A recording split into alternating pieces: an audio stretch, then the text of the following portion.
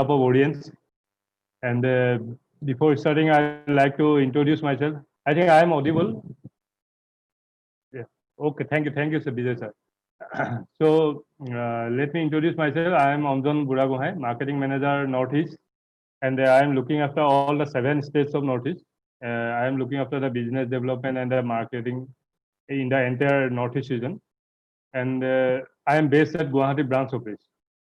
So, and also I like to thank our management for giving me the opportunity to be a part of this program, because we used to do OVM, but in the product training, we don't used to get the opportunity. But last, say almost 10 to 15 days, we are getting the opportunity. All of our marketing managers are getting the opportunity to be a part of this program. And today also, Chakravarti sir will come with, and he will continue with the disease and the disorder with that topic only. And today, I think he will describe about how the uric disorder can affect our sexual hormones, or say heart, brain, the kidney. He will say all the details about that. And till then, I am continuing the session. He will come after say 15 minutes. He will come. So as we know that we are, due to the corona lockdown, the business is going down. Everybody we accept it. But yesterday also in our Somibex sir, when we came in our 6 p.m. OBM, he also told that we cannot make any excuses, because if we make excuses, then we are making excuses to ourselves only. In this situation also, we have to come out with some positives, and we have to bring some techniques there. How can we overcome that situation, that difficult situation? How we can overcome? So as we know that say in India, or say there are a lot of people from Nepal also. That's why in India and Nepal we know there are many people who are suffering from disorders and diseases, and also in India and Nepal also mainly there is numbers of people who are in affecting due to malnutrition. There is, because we don't used to get what type of food quality we need. We don't used to get, and also nowadays in our last I think 1 2 sessions before, Chakravarti sir told that how nowadays children are also getting disorders by getting their, due to lot of stress from their school education system. And they also from the adults also used to get lot of stress and depression due to their work job. And then now due to corona, many people have lost their jobs, so the stress level has increased up to a certain limit. So it is difficult for, and to overcome that, what we can do, we can contact them, and we can for give our products like Penne Ginseng, which it will help them to overcome that stress. But uh, though this stage, but we are, why we are still we are failing to do that, because we are not we are trying to do our business, but the productivity is not coming, because the result is not coming. Why we are not coming? Because what's the main reason for not coming that positive results? Because if we see ourselves, then what we are doing, we are actually approaching to them as a seller. Means they think that we comes to them for selling our products, because when we approach them, we directly start with our products only. That is the main thing. And in our last session also, Chakravarti sir used to tell that we don't need to approach them with products. We need to approach them as a health advisor. And as a health advisor, if we give approach them, then what happens? They will think that if he say anyone is having some disease, like say for he is having a diabetes or say a BP, then when you approach him, when you talk with him, and as Chakravarti sir told about the point of entry, if we talk with him about his disease, and after discussing some disease, when we explain him about all that why he is having that disease, and what is the possibility after 10 15 years also, after doing allopathy treatment also, he is not getting cured, why he is not getting cured. If we explain him everything, then what happens, that person's in his person's mind, then the person will think that okay, this person is thinking about me, and that's why he is avoiding me, that why I am not getting cured. And he can understand that yeah, this person is not, he is not coming for any business, he is coming for my well, he is coming as a well wisher to me. Then when this trust, this relation becomes, then he will automatically ask you that okay, I am doing allopathic for 10, 15 years, but I am not cured. Is there any products that you can cure me? Then you can say approach to our product. You can say about our product. And when you, after attending this type of trainings, product trainings, when you know about all our product details, then you can say that this product can do, will do this one. Diacare will do this is treatment in your body. Diazus will do this is this. And also our strong leaf. If we give strong leaf, then strong leaf will work like that. Then when he or she can understand that okay, he is giving this product, this product will work on me and I will be cured. Then automatically that demand will clear. Then he will automatically ask you that please give me one kit of all the products. Then automatically the sale will come. But normally what we do, we used to go to the patient. We used to say that you are having a diabetes for 10, 15 years. You just try our products. Our product, if you try our product, then you will be definitely you will get cured without any conversation. Then what that person will think? That person will automatically think that oh, he is trying to sell the product because I am doing 10, 15 years treatment. After that also I am not cured, and he is saying that with this product within 2, 3 months I will be cured. So it is definitely he is coming for business only. So because he don't know how our products will work and what is the difference between the pharmaceutical products and our products. You have to explain about that about our nutraceutical products as well as about the allopathic product also, because you have to say them that why allopathic product is not working and what type of side effects he is getting day by day by using those products. If you clear him, because everybody don't wants any side effect, because don't nobody wants that I will take this product and I will get another side effect, because after if I take lot of, say if we are taking a lot of painkillers, then if I know that it is affecting my kidney also, then at a certain moment I will stop taking that. But if I don't know that if I take painkillers, then nothing will happen. If he knows like that, then he will definitely go for that one because he is getting a quick relief from that. Because if we are having some pain or say in joint pain or say if we have tooth pain, then we will go for painkiller, and that painkiller will affect within a hour only. It will give the relief him from that pain. So he will definitely go for that only. But if we make him understand that you are getting relief in 1 hour, but indirectly it is affecting your kidney, which will in the future it will make you more difficult, then he will automatically think about it and he will stop taking that painkiller. For the time being, he will take, but after that, he will ask for a long time remedy. He will ask about our products. In this way, we can promote our products by making the awareness. Mainly, I am going to say that one only. That we have to do the awareness among people, because as much as awareness we can do, that much products we can sell. Because see, if in the yes in our previous program also I have once told that we whenever we join any distributor, we used to sell them the products only. When we want any person, that I selected that this person I will join him as a distributor, then we approach to him that we tell him that if you join in One Diamond, you have to buy 6,000 or 6,500 rupees of product, and you to take that product. After that, you have to do business like that. But we don't explain him about the product also, and then we just tell him that you attend our product training like that for developing your business, not for him. We are not telling him to understand himself, and he have to, because direct selling we used to say that first you have to purchase the product, then you have to self use, then only when you are satisfied, then you can share it.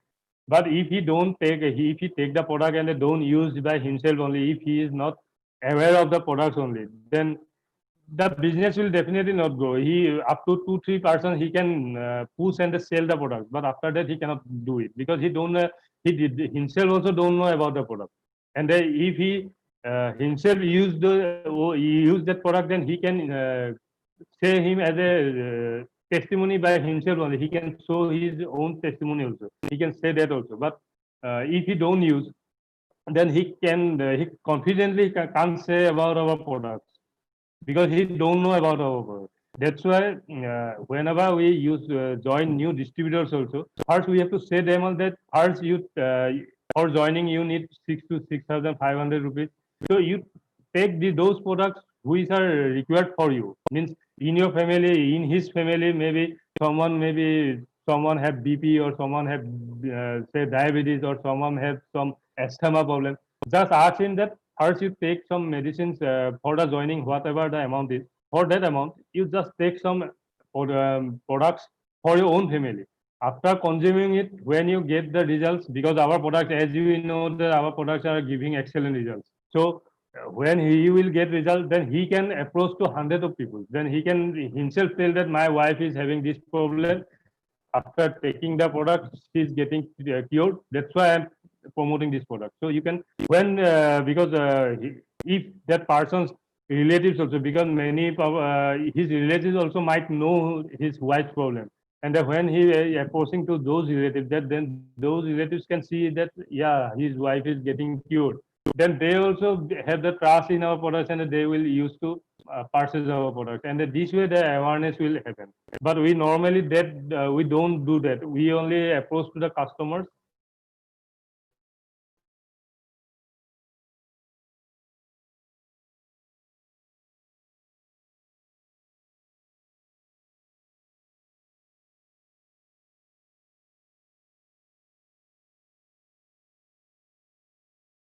Who we have to educate, but that distributor also need to be get that awareness, because if he get that awareness, then he can bring lot of people in your team.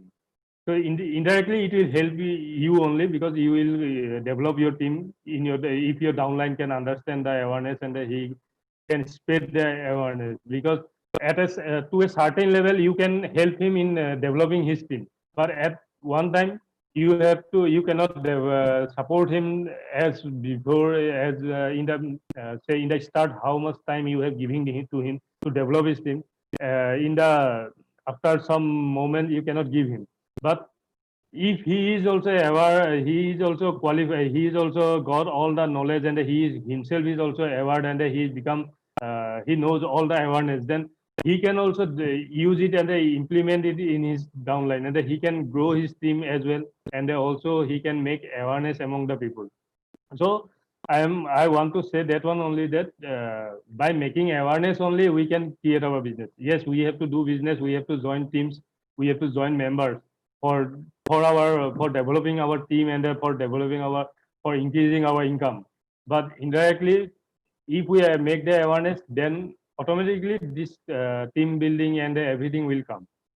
So uh, I'm like to say that mm while while we approach to anyone, say Abhi, say let me tell you that, as I told you before also, that I was from the pharma field, and I had an experience of almost 14 years in allopathic in pharma marketing field.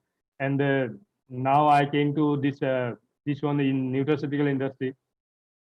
I also came here after knowing that in nutraceutical there is no side effect, because in pharma I have seen that not a single product is there. Even if it is a paracetamol also, in paracetamol also there is lot of side effects. So not a single product is there in the pharma industry where no any side effect is there. So, but in nutraceuticals, you can see you are giving to lot of chronic diseases like diabetes, say you BP, or say kidney patients. We are used to give our nutraceutical products without having any side effects. So that's why after thinking and looking after those sides only, I came to this industry. And also I have told you before also, I have told you I have worked in some this one skin companies, where I have seen that when we approach anybody, if we because maximum of us have visited skin doctors. When we approach to any skin doctors, the skin doctors used to prescribe minimum 5 to 6 products. It is compulsory, because 5 to 6 products they are prescribing. Out of them, if you see the every product details in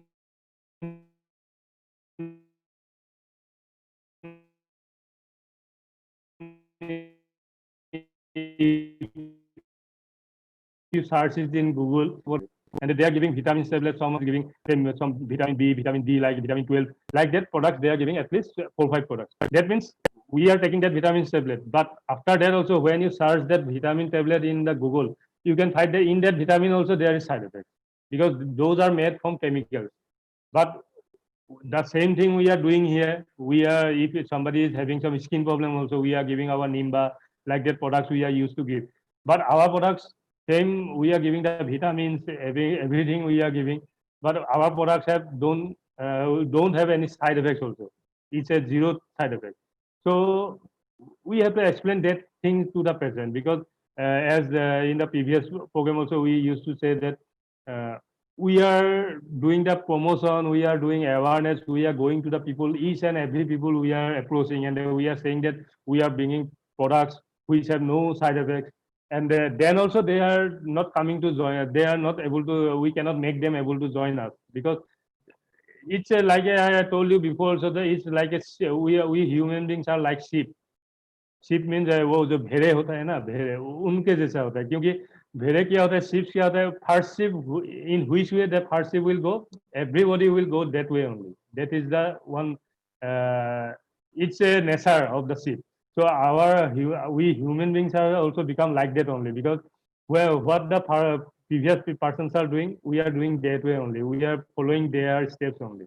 And that's why if you see all the pharmacy, whatever retail shops are available in the market, they are not promoting. That Chakravarti sir also once told that they don't used to call also that you just come to our shop to purchase our products. They're just sitting in their pharmacy, and they just say automatic. They know that automatic the person will come, because in the nearby hospital they are already fixed with some hospital doctors. Doctors will prescribe his product, and that the patient will automatically go to him, because they have the trust in that those product. But in our product, we are not able to make that awareness. That's why they are not coming. But if we make that awareness, then automatically they will come with us, and automatically the product sale will also increase. So with this, I like to end. I think Chakravarti sir is with us already. So I like to welcome him to this program. Sir, yeah, good morning, sir. Sir, I like to pass on to you, sir.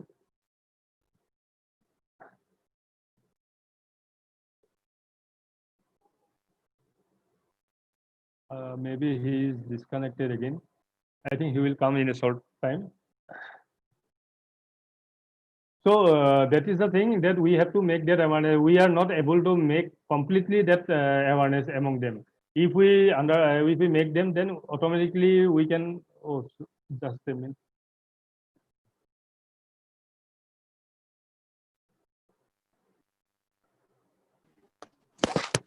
Hi, good morning. Yeah, good morning, sir. Okay, sir. Sorry. Okay, sir. Over to you. I was not able to mute my. Can you just spotlight me? Yes, Can sir. you Yes, go to the option and put spotlight video. Go to my click and go to spotlight video, because I'm not able to do. I think our host is not here. Okay. So I'm not able to do. Yeah. Namaskar, salam alaikum, sat shri akal, good morning. Welcome everyone. So how are you all, my dear ladies? How is everyone? How is going? कैसा चल रहा है आप सबका? हाल चाल कैसा है? Health कैसा है? काम कैसा है? बिजनेस कैसा है? Anjan sir, are you able to hear me? My Yes, sir. network Yes, is today weak. I already declared from the beginning, but you are able to hear me and see me? Yeah, Anjan sir, yeah. it's fine. I am not seeing you, but I have heard you. I am hearing you, sir. In video, it is blank. You have to do one thing. Can you? Oh, it's in my video. It's coming blank. Yeah, yeah, blank. Oh. My network is being very bad. I think so. There is a problem with my network. From the yesterday night only, my network is very, very down. Anjan sir, I think now you can see me. No, sir. Still Blank not? screen is coming.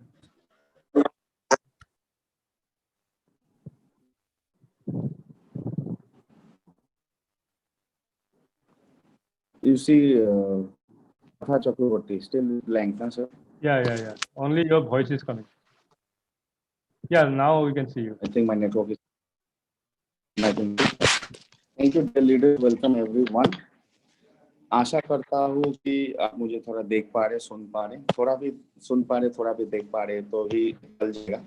My network is really bad today from last night, so already मैं declare करता हूँ जैसे मेरा network खराब है, तो बीच में अगर by chance मेरा network cut हो गया तो अंजान सर संभाल लेंगे. I mean, don't feel disappointed. Don't be because it's sometimes not in our hands also. सबको स्वागत है, heartily welcome everyone. So today is actually in our English session. It's supposed to be in English, but I think 95% of our attendees or our participants are also Hindi speakers. So what do you want me to do? You want me to speak in English and Hindi mixed, or you only want me to speak in English? कितने लोग आप में से चाहते कि मैं English Hindi mix करके बोलूं? I think my voice is going, but I really don't know. I am also not getting any messages, Anjan sir. Not getting message.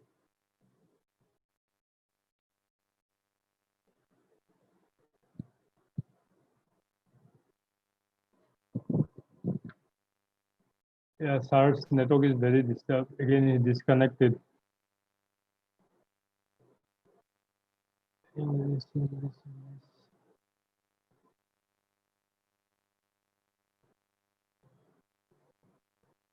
Mixed, English. Anjan sir. Yes, sir. Yes, sir. Can you ask Ashok to make me co-host? Where is he? Yeah, I want him to make me co-host so I can myself. Just tell Okay, him to okay. make me co-host. I already messaged him, but he's not here. Tell him to make me co-host. He's done it. Yeah, now it's done. Yeah. No, not co-host. No, he's co-host. Okay. Anyway, co-host now. Yes, sir. I'm not co-host. No, you are showing co-host. Okay, I think. Please carry on to see your Telegram. Please, sir, can you share your Telegram link? My Telegram link, Anjan sir, is possible. Okay, that I am you sharing. can I share am my sharing. Telegram link here because yeah, please share my Telegram link here. If I go to my Telegram channel, what will happen is that I have again it log out already. Very bad. To start our program, we're going to go ahead. Anjan sir will share my Telegram link. So anybody who is not joining my Telegram channel, don't tell any of it because this is our seminar. So no questions to be asked. If I ask you for any questions, then only ask. Otherwise, nobody asks any questions here because this is only our training program. Question and answer session also we have, but not today. So we'll start our program. Today we're going to talk about disease and disorders. हम disease disorder को आने वाले कल हमने symptom syndrome के ऊपर बात किया. Example, if you remember, many of here talk particularly some diseases and disorders. Today I wanted to speak about uric acid because so many leaders had requested me for a long period of time. That's how one day bring uric acid topic. I said, okay, I'll bring. So what I did, I posted it on Telegram day before yesterday night. So I thought many of you have read it. More than 600 people have read it. So and many people have shared it in many groups.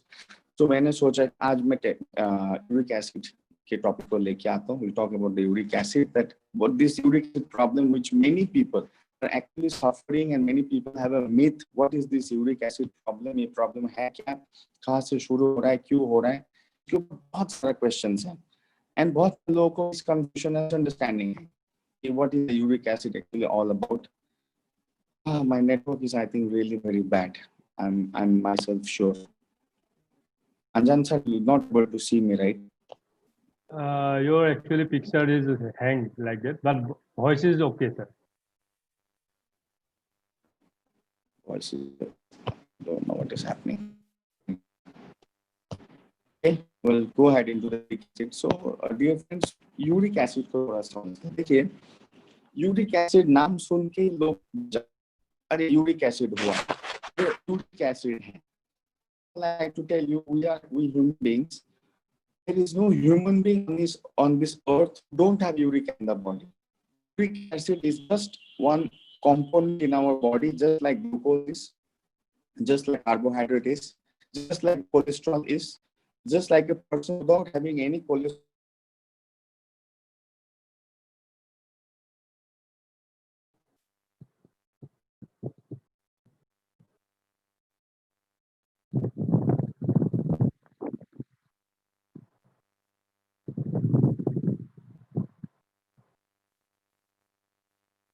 I think again he got disconnected. Yeah. I think now it's clear, Anjan sir. Yeah. Now it is clear. Now clear dear leaders, क्या आप मुझे अभी देख पा रहे, सुन पा रहे? Are you able to see me and hear me now? Are you people are able to see me and hear me now clearly? Because if I am not clear, I am also don't feel motivated to tell. सच बोलूं तो अगर मुझे भी ऐसा feel होता है network disturb है, आप मुझे ठीक से देख पा रहे, सुन पा रहे नहीं है, तो मुझे भी मोटिवेशन नहीं आता है बोलने के लिए. So that's why it's now I think my network is clear. देखिए मेरा वाईफाई का डोंगल मेरे सामने पड़ा हुआ है, ग्रीन सिग्नल देके बैठा है, फिर भी वो कभी भी डिस्टर्ब करता है. अभी क्या करें? इसको बोलते हैं काफी टाइम थोड़ा देसी सामान ऐसे होता है, देसी नेटवर्क. अभी गो टू फॉरेन कंट्रीज, वहाँ पे ग्रीन है तो ग्रीन जैसे काम करते हैं, फिर ग्रीन भी कभी कभी रेड जैसे काम करते हैं. What to do, right? Yes sir, we can hear you. Thank you. So okay, go ahead. So what happens is that uric acid is something, जैसे ही कोई भी इंसान यूरिक एसिड है मतलब आदमी डर जाता है. यूरिक एसिड आदमी को परेशानी, कोलेस्ट्रॉल आदमी को परेशानी, शुगर है, ब्लड शुगर है, आदमी परेशान. ब्लड शुगर है, अरे ब्लड शुगर बिना आदमी कैसे जिएगा? 3 मिनट में नहीं जिंदा रह सकता. लिपिड मतलब कोलेस्ट्रॉल बिना हार्डली कोई इंसान 6 से 8 घंटा जिंदा रह सकता है, उसके बाद वो 100% मर जाएगा. सेम वही यूरिक एसिड बिना भी एक आदमी एक दिन से ज्यादा जिंदा नहीं रह सकता, उसको भी सलाइन में देके जिंदा रखना पड़ेगा. So what is uric acid? Okay, I'll come to the uric acid topic. To understand uric acid, I will little bit brief you about a phenomenon of metabolism. If you understand this, uric acid क्या है, cholesterol क्या है, glucose क्या है, urea क्या है, creatine क्या है, ये सब समझना आपके लिए चुटकी भर का काम होगा, और किसी को समझाना भी चुटकी का काम होगा. लेकिन आपको मेरे साथ ध्यान देके सुनना और समझना है. If you're not able to understand some point, when I ask you, do you understand? If you're not able to understand, you write, sir, I couldn't understand, use some other example. Just like कल किसी ने बताया था, sir ये नहीं समझ में, दूसरा एग्जांपल बताइए, तो I will give. But it's very important for you to understand, ताकि आप किसी को भी within 20 minutes ऐसा हाथ में ले सको, अपने दिमाग यूज करके, उसका दिमाग को इन्फ्लुएंस करके, you can have him, you can closing him on him. So see, uric acid is a name actually. It's a scientific name of a molecular structure, of a chemical structure. So take an example. आप में से कितने लोगों ने सुना है या जानते हैं कि जो रेड मीट होता है, you know red meat, right? जैसे बकरी का mutton, red meat is mutton. आप में से कितने लोगों ने सुना है कि रेड मीट मटन खाने से कोलेस्ट्रॉल बढ़ता है? How many people heard this? How many people know this or heard this? Just मुझे इतना बताएं. How many people know it that red meat खाने से कोलेस्ट्रॉल बढ़ता है? Just right here, yes I know, I don't know, whatever. सुना होगा, कहीं पे जाना होगा, पढ़ा होगा कि by taking red meat the cholesterol in your body goes up. मतलब आपने सुना होगा कहीं पे, ओ रेड मीट मत खाओ, रेड मीट मतलब मटन ज्यादा मत खाओ, उसमें कोलेस्ट्रॉल है, ट्राइग्लिसराइड है, ऊपर हो जाता है. Anyone heard this? बिल्कुल, मैंने, I mean its truth. But आप में से कितने लोगों ने सुना? दैट इज अ ट्रूथ जो हमेशा होता है. आप लोगों ने सुना है, आप लोग जानते हैं, मतलब आप लोगों ने पढ़ा होगा, सुना होगा, किसी ने कहा होगा, डॉक्टर्स ने कहा होगा. इसलिए कोई भी मेडिकल डॉक्टर जरूर ये चीज बोलता है, डोंट यूज रेड मीट मत. अगर आप नॉन वेजिटेरियन है, हफ्ते में एक बार रेड मीट खाइए, उससे ज्यादा मत खाइए, because it will really affect, चाहे वो बीफ हो, मटन हो, पोर्क हो, एनी ऑफ इट हो. अब रेड मीट खाने से, लेट्स से मटन के एग्जांपल लेता हूँ, मटन खाने से कोलेस्ट्रॉल बढ़ता है. क्यों? Why this is happening? See, जब में क्या होता है, एक कोई भी पशु में, कोई भी जानवर में, चाहे इंसान भी एक जानवर है, सोशल एनिमल है, चिकन भी एक एनिमल है, मटन भी एक एनिमल है, पिग भी है, काउ भी है, कोई भी डॉग भी, कोई भी एक एनिमल है. तो we are all called mammals. इनको हम क्या बोलते हैं? मैमल्स. MAMMALS. मैमल्स आपने सुना है, mammals, amphibians, reptile, birds, right? ये सब क्लासिफिकेशन तो आपने जरूर सुना होगा. एम्फीबियंस. तो मैमल्स, कोई भी मैमल हो, चाहे वो एक मतलब मटन हो, मतलब एक गोट हो, शीप हो, एक डॉग हो, या एक इंसान हो, हर मैमल के बॉडी के अंदर प्रोटीन का कंटेंट होता है जो है amino acids and muscles, fat का कंटेंट होता है, एंड कार्बोहाइड्रेट का कंटेंट होता है. जस्ट लाइक हमारे बॉडी में, एक मटन के बॉडी में भी है, मतलब एक बकरी के बॉडी में भी है. एक चीज को याद रखिए, जस्ट लाइक हमारे बॉडी में मसल्स भी है, फैट भी है, ग्लूकोज भी तो है, ग्लूकोज से हम लोग जिंदा रह रहे हैं. सो अगर हमारे मांस को लिया जाए, उस मांस के अंदर प्रोटीन भी मिलेगा आपको, फैट भी मिलेगा आपको, कार्बोहाइड्रेट भी मिलेगा. जो आदमी बहुत मोटा है उसका फैट कंटेंट ज्यादा है, मसल कंटेंट कम है. जो थोड़ा सा तगड़ा सा है उसका मसल कंटेंट ज्यादा है, फैट कंटेंट कम है, बट ग्लूकोज सब में है. लेकिन कोई अगर डायबिटीज इंसान को उसका मांस लिया जाए, तो डायबिटीज इंसान का ग्लूकोज कंटेंट जरूरत से ज्यादा होगा, बहुत मीठा होगा उसका मांस, जो अच्छा नहीं है, which is bad actually. So now take why mutton खाने से कोलेस्ट्रॉल बढ़ता है, रेड मीट खाने से कोलेस्ट्रॉल बढ़ता है, तो आप यूरिक एसिड समझ पाएंगे। यू सी, उसका रेड मीट के अंदर कोलेस्ट्रॉल नहीं होता है।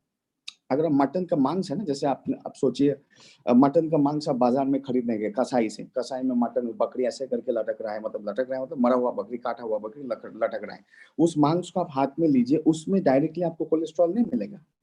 It has got fat and protein and some carbohydrate. Protein है मांस एंड फैट एंड कार्बोहाइड्रेट्स। पर जब आपने उसको पकाया, जब हमने उसको कुक किया, कुक करने के बाद जब हमने उसको खाया, तो जो fat part of that mutton है, नॉट द प्रोटीन पार्ट, जो fat part of the mutton है, वो हमारे डाइजेस्टिव सिस्टम में गया, स्टमक में गया, इंटेस्टाइन में गया। आप सबको पता है, आप अगर चावल खाते हो, चावल होता है कार्बोहाइड्रेट, फाइनली वो ब्लड में जाके हो जाता है glucose. We all know this. आप खाते हो कार्बोहाइड्रेट, वो स्टार्च होता है, राइट? आपने सुना होगा स्टार्च मिठाई चीज है, कार्बोहाइड्रेट चावल वो मिठाई हो, लेकिन वो फाइनली बॉडी के अंदर ब्लड में हो जाता है glucose. Because stomach the most important part of the digestive system का काम ही क्या है? Whatever food we take, to break it down into smaller particles and circulate it in the blood. ये stomach का काम है, to break it down into smaller particles so that it can be circulated in the blood, just like the glucose from the rice. Now from the mutton meat, there is fatty layers, there is fatty acids, there is, just think, there is fat. So finally, when that fat part of the mutton goes to the stomach, the digestion process happens. The final breakdown particle or the final breakdown substance which comes from that mutton's fat is called cholesterol, is called triglyceride, hence called lipids. Lipids मतलब गोल गोल particle जैसे, bubble जैसा होता है, like bubble, but थोड़ा सा density thick, oily. सो आप सोचिए, जब आपने मटन को खाया, मटन का fat, mutton fat went inside your stomach, it got digested.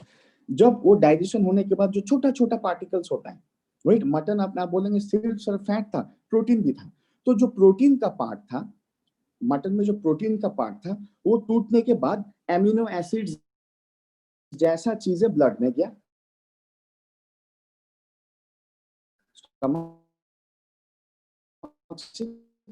और फैट का जो पार्ट था वो टूटने के बाद डाइजेशन होने का जो फैट है उसको डाइजेस्ट किया जाता है। तो what are the substances produced? Cholesterol, triglycerides and other some lipid substances जो बहुत नेग्लिजिबल होता है। कोलेस्ट्रॉल भी गुड होता है, बैड होता है। सो दैट कोलेस्ट्रॉल डिपेंड कि मटन का फैट या कोई भी चीज का जो फैट आपने खाया है उसमें कितना मात्रा में गुड कोलेस्ट्रॉल था या बैड कोलेस्ट्रॉल था। सो उसके अंदर अगर बैड कोलेस्ट्रॉल ज्यादा था तो टूटने के बाद बैड कोलेस्ट्रॉल ज्यादा होगा, and finally that cholesterol will get circulated in the blood. So people are final byproduct of fat consumption. Are you with me? आपको समझ में आ रहा है? What is cholesterol in your blood? Cholesterol is the final byproduct of fat consumption.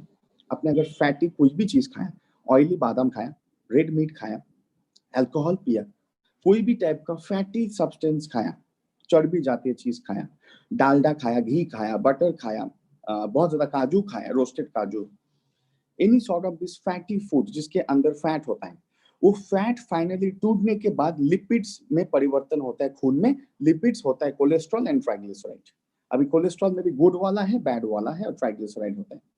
So it means, what is the cholesterol? Cholesterol is the final product of fat consumption and digestion into our blood. One more time, what is cholesterol in our blood? Cholesterol क्या है? The final product of fat consumption and hence digestion. Fat consumption हुआ, उसका digestion stomach में हुआ, finally उसका क्या निकला? Lipid के दाना दाना निकला, लिपिड का बबल्स जैसे निकला और ब्लड में गया। What is glucose? Final product of consumption and digestion of anything sweet. चावल, आलू, रोटी, मैदा, है ना, कोल्ड ड्रिंक, वो सब स्वीट है, उस सब में शुगर है, शुगर मतलब स्टार्च है। But finally, when that sugar is being consumed and digested, the final product going into the blood from the stomach is actually called glucose. From the fat food, the final product going into the blood is called cholesterol, lipids, triglyceride, अब जो भी नाम बोलना चाहे। अब आए uric acid पे। So कोई भी मीठा चीज खाने के बाद फाइनल प्रोडक्ट निकलता है ग्लूकोज, कोई भी फैटी चीज खाने के बाद फाइनल प्रोडक्ट निकलता है ब्लड में लिपिड।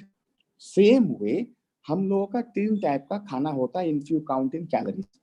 एक खाने को बोलते हैं कार्बोहाइड्रेट, दूसरे को बोलते हैं प्रोटीन, तीसरे को बोलते हैं fat.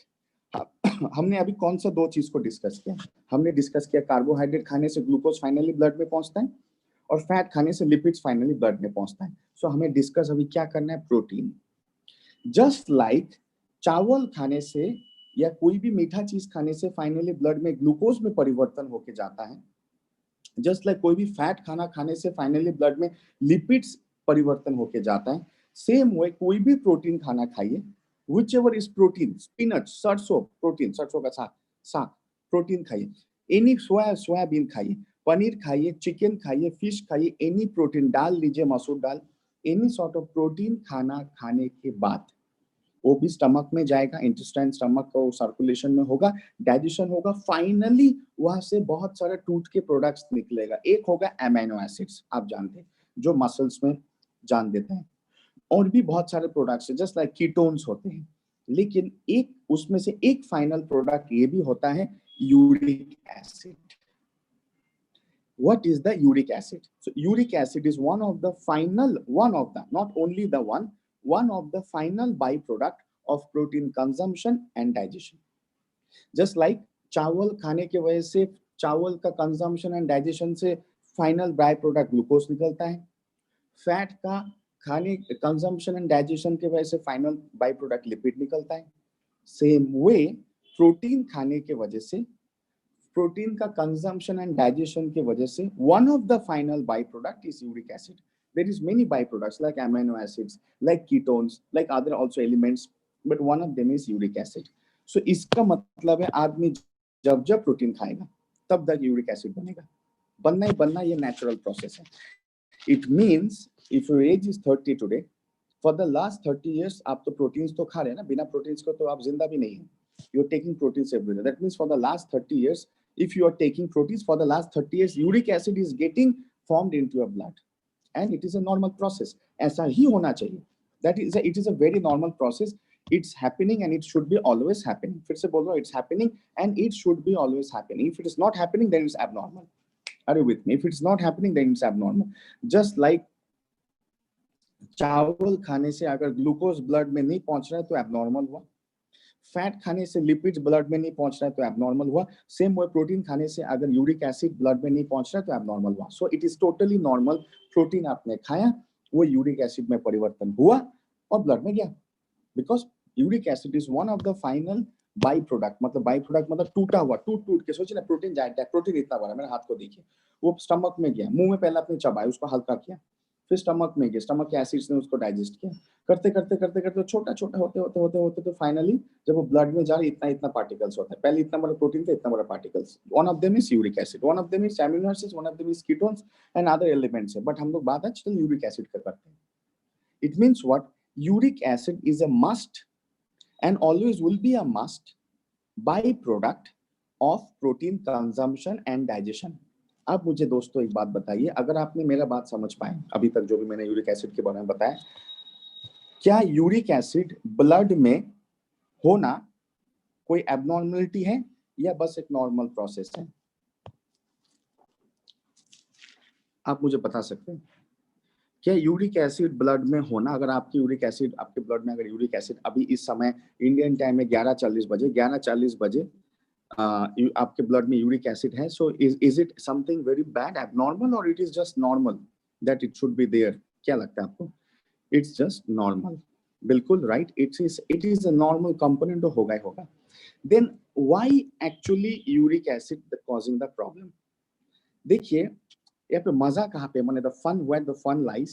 Both in the science is sometimes very entertaining if you take it entertaining. If you take science very boring, it becomes very boring. But sometimes it should be entertaining for you.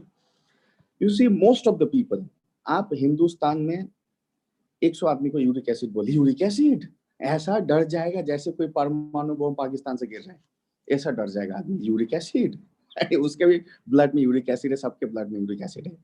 Everyone will have uric acid at that particular time. किसी को बोलिए आपका तो uric acid है, नहीं मेरा uric acid है, आपको कैसे पता? Oh my God, uric acid है। अब बोले मेरा तो यूरिक एसिड है, यूरिक एसिड है, अरे नहीं तो आप मेडिसिन ले रहे। मतलब आप सोचिए, it means it's called a myth.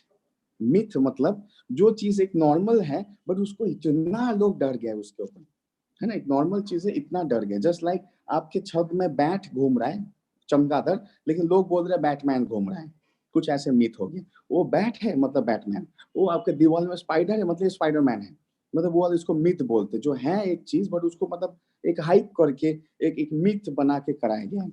So actually the problem people are facing is that they don't, most people don't, they lack the knowledge uric acid है क्या। सुन के लोग डर जाते हैं।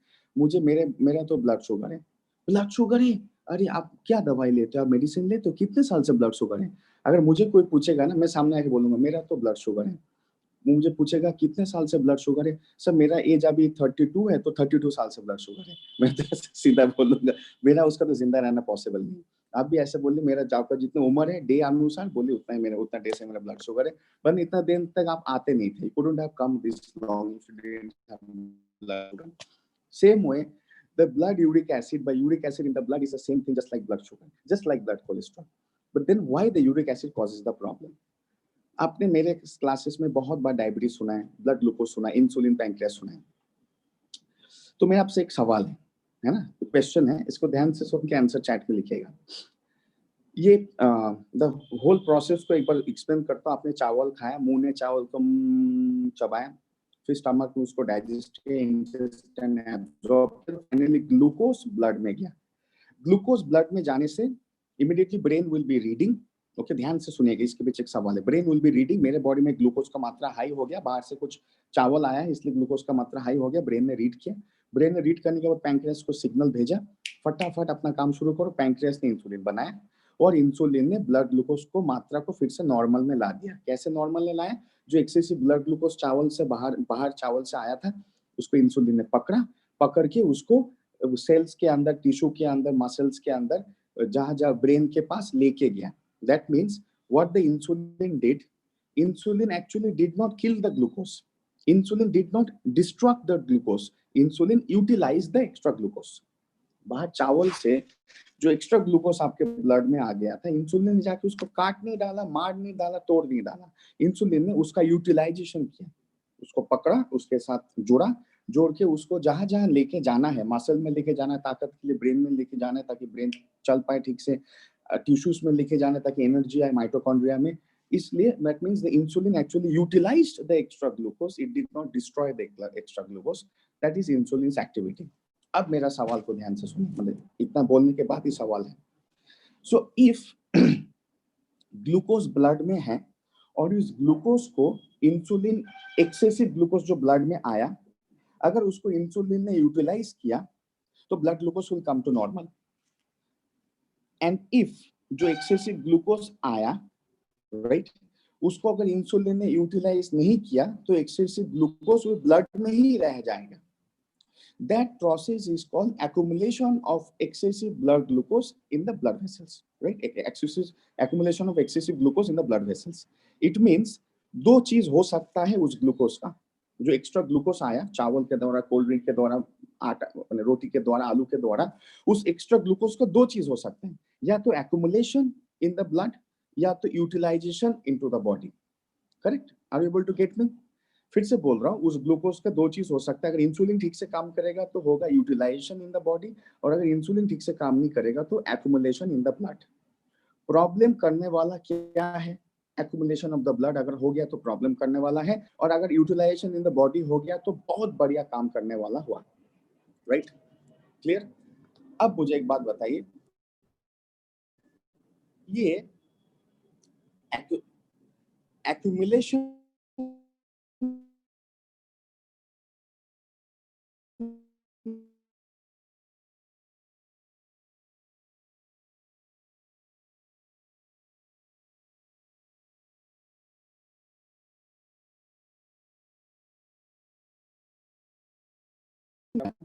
मतलब कि उसको इंसुलिन काम पे लगाने में नाकामयाब हो रहा है। ग्लूकोज आया है, मुझे काम पे लगाओ, तो इंसुलिन काम पे उसको लगाने में नाकामयाब हो रहा है, तो वो तो बेचारा ब्लड में रह जा रहा है। हिंस ब्लड वेसल्स को क्या कर रहे हैं? ब्लॉक कर दे रहे हैं। ब्लड वेसल्स को ब्लॉक कर दे रहा है। ब्लॉक कर दे रहा मतलब ब्लड का जो ट्रांसपोर्टेशन है, उसके अंदर जो भी चीजें लेके ब्लड जाएगा वो चीज ब्लॉक हो जाएगा, ट्रैफिक जैम करके दे रहा है। करेक्ट? अगर ये सेम मैकेनिज्म जो आपने मेरे से अभी सुना, ये सेम फिलोसॉफी, सेम मैकेनिज्म अगर प्रोटीन का यूरिक एसिड के साथ हो, जैसे चावल आया, ग्लूकोज बना, ग्लूकोज ब्लड में रहा, यूटिलाइज नहीं हुआ और जम गया, तो ट्रैफिक जम करके ब्लड में प्रॉब्लम करेगा, हेंस ऑर्गन्स तक ब्लड नहीं पहुंचेगा, ऑर्गन्स खराब होगा। अगर ये सेम चीज प्रोटीन खाने के बाद, यूरिक एसिड बनने के बाद सेम चीज अगर हो कि यूरिक एसिड का जो जहां जाना है वहां नहीं जा पाया बिकॉज ले जाने वाला नहीं था, तो क्या आपको लगता है यूरिक एसिड तब प्रॉब्लम देगा? डू यू थिंक तब यूरिक एसिड प्रॉब्लम देगा? What do you think? अगर यूरिक एसिड को सही जगह जो काम के लिए आया है वो काम पे लगाया जाए तो प्रॉब्लम देगा, और उसको काम पे नहीं लगाया जाए तो प्रॉब्लम देगा? कौन सा वाला चीज में प्रॉब्लम देगा? What do you think? आप मेरा सवाल को समझ पाए? मतलब ग्लूकोज को काम पे लगाया गया, नो प्रॉब्लम, काम पे नहीं लगाया गया, बिग प्रॉब्लम। तो यूरिक एसिड को भी काम पे लगाया गया, उससे प्रॉब्लम होगा, ये काम पे नहीं लगाया गया, उससे प्रॉब्लम होगा। अगर काम पे लगाया गया, प्रॉब्लम होगा? नहीं होगा, ऑल विल बी फाइन। अगर काम पे नहीं लगाया गया तो बहुत बड़ा प्रॉब्लम होगा, उसको बोलते यूरिक एसिड डिसऑर्डर। सो लोग उस टाइम बोलने लगेगा यूरिक एसिड हुआ, यूरिक एसिड हुआ। एक्चुअली में बात क्या हुआ है, high amount of uric acid blood में रह गया। means the problem is not in the uric acid, the problem is in the utilization, in the breakdown and in the excretion of the uric acid. Are you with me? Are you getting me? One more time. The problem is not with the uric acid, the problem is with the utilization, the breakdown and the excretion, बाहर निकल जाना of the uric acid. अगर ये तीनों process सही से नहीं हुआ तो यूरिक एसिड बड़ा परेशान करेगा। आप बात को समझ पाए? तो यूरिक एसिड बहुत बड़ा परेशान करेगा। जस्ट लाइक चलिए ऐसे सोचते हैं, एक एग्जांपल डालता हूँ। आपने क्या किया, आज बाजार से आपने चिकन लेके आए, चिकन पूरा काट के लेके आए। अब ऐसा हो गया, नहीं लग गया तो प्रॉब्लम होगा, करेक्ट? नहीं, काम पे नहीं लग गया तो आप ऐसा सोचिए, एक एग्जांपल लीजिए, एक आपने चिकन लेके आए, तो चिकन को आपने क्या किया, आपने पूरा चिकन को उसका छाल माल खाल शाल उसको निकाल के काट के लेके आए, बट पीसेस बड़े बड़े लेके आए। अभी आपने क्या किया, उसको पीस को आप घर में काटने वाले हो, आप उसको घर में उसको काट के छोटा छोटा पीस बना के पकाने वाले हो। लेकिन अभी आपसे चिकन काटा नहीं जा रहा है, you are not able to cut the chicken. तो चिकन को अगर आप ब्रेक डाउन नहीं कर पाए, क्या हुआ, उसका ब्रेक डाउन नहीं हो पाया। ब्रेक डाउन मतलब छोटे छोटे पीसेस में नहीं जा पाए, तो क्या आप उसको खा पाओगे? क्या आप उसको मुंह में पका पाओगे? पका भी नहीं पाओगे, खा भी पाओगे नहीं खा पाओगे। अगर चिकन इतना बड़ा बड़ा पीस हुआ तो उसको आप ठीक से पका भी नहीं पाओगे, एंड उसको तो ऑफकोर्स खाना भूल ही जाइए। मतलब क्या हुआ, उसका ब्रेक डाउन नहीं हुआ छोटा छोटा पीसेस में, तो उसका यूटिलाइजेशन भी नहीं हुआ। उसकी यूटिलाइजेशन क्या था, cooking and eating. Are you able to get me? क्या हुआ, उसका ब्रेक डाउन नहीं हुआ बोल के उसका यूटिलाइजेशन भी नहीं हुआ, मतलब ब्रेक डाउन मतलब कुकिंग एंड ईटिंग नहीं हुआ। अब उसका कुकिंग एंड ईटिंग नहीं हुआ तो वो निकलेगा भी तो नहीं, वो रह जाएगा। तो वो चिकन आपके घर में पूरा टाइम रह के सड़ जाएगा। अगर आपके घर में फ्रिज नहीं तो रह के वो बास मारने लगेगा, और अगर उस चिकन को खा लिया तो और बड़ा प्रॉब्लम होगा। इट मीन्स प्रॉब्लम चिकन में नहीं था, वो प्रॉब्लम था कि शायद आपके पास उसको ब्रेक डाउन करने का इंस्ट्रूमेंट नहीं है, बड़ा सा छुरी नहीं है, बड़ा सा छुरी नहीं है, मतलब काटने वाला नाइफ नहीं है, इसलिए आप उसको ब्रेक डाउन नहीं कर पा रहे। बिकॉज आप उसको ब्रेक डाउन नहीं कर पा रहे हो, इसलिए आप उसको यूटिलाइज कुकिंग एंड ईटिंग नहीं कर पा रहे हो, मतलब उसका ब्रेक डाउन नहीं हुआ बोल के उसकी यूटिलाइजेशन नहीं हुआ। और अगर ऐसे चिकन को खा लिया तो आपके पेट में दर्द होगा, अगर हड्डी फड्डी के साथ खा लिया तो प्रॉब्लम होगा। इट मीन्स वो बाहर भी नहीं निकल पाएगा। It means a very simple thing, uric acid को अगर इस चिकन के साथ कंपेयर करें तो uric acid is also something which is a must finished product or end product of protein consumption and digestion. But if that uric acid is not broken down and then not utilized, then it cannot be excreted. Excreted समझता है, मतलब निकल नहीं सकता body से, via stool, via urine, via sweat, वो नहीं निकल सकता बॉडी से, क्योंकि बॉडी से निकलने के लिए वो एकदम छोटा छोटा माइक्रोस्कोप वाला पार्टिकल होना चाहिए। आपके स्टूल से, आपकी यूरिन से इतना बड़ा साइज के यूरिक एसिड तो नहीं निकल सकते, it's not possible, right? It's human ना, आपके स्किन से निकल सकता है, आपके पसीने से इतना बड़ा बड़ा यूरिक एसिड का पत्थर निकल सकते हैं? नहीं निकल सकते। दैट मीन्स उसका होना चाहिए ब्रेक डाउन, फिर होना चाहिए उसकी यूटिलाइजेशन और फाइनल एक्सक्रीशन। अगर वो प्रोसेस नहीं हुआ तो यूरिक एसिड का इतना बड़ा बड़ा दाना ब्लड में रह जाएगा। जैसे ही वो यूरिक एसिड का दाना ब्लड में रह जाएगा तो ब्लड जहां जहां भी जाएगा वो यूरिक एसिड भी उसके स्रोत में बहता बहता जाएगा। अब यूरिक एसिड का रहने का तो कोई जगह नहीं है। ग्लूकोज बहुत छोटा पार्टिकल है, यूरिक एसिड थोड़ा बड़ा पार्टिकल है, तो यूरिक एसिड का रहने का कोई जगह नहीं है। ब्लड में उसका जगह ज्यादा टाइम नहीं होना चाहिए, थोड़ा थोड़ा होना चाहिए। ज्यादा टाइम उसका जगह टूटना चाहिए, टूट के यूटिलाइज होके निकल भी जाना चाहिए। तो फाइनली क्या होगा दोस्तों, वो जो यूरिक एसिड है जब उसको कोई भी जगह नहीं मिलेगा, ब्लड में रहना पॉसिबल नहीं होगा, तो वो जाके जो हमारे जॉइंट्स हैं, मतलब जोड़े हैं, बोन्स और बोन्स मिला के जो जॉइंट्स है, उस जॉइंट्स के बीच वो आके रह जाएगा।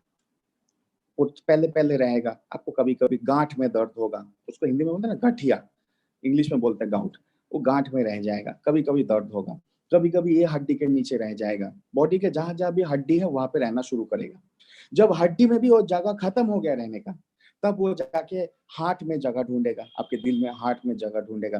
क्या दिल, हमारा हार्ट तो बहुत दिलदार है, तो मुझे जगह दे दो, हार्ट में थोड़ा जगह भी दे दिया, अब वो हार्ट में भी रह लिया। अब हार्ट में भी जगह फुल हो गया तो थोड़ा किडनी में भी रह लिया।